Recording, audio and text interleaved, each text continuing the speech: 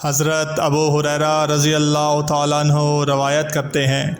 کہ میں نے نبی کریم حضرت محمد مصطفیٰ صلی اللہ علیہ وآلہ وسلم کو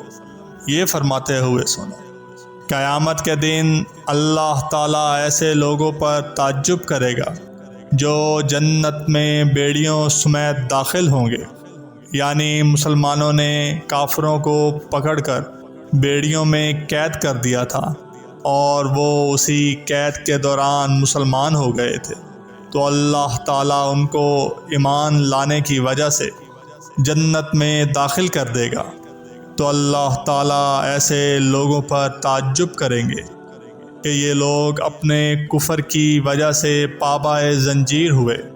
مگر اسلام کی دولت سے مالا مال ہو کر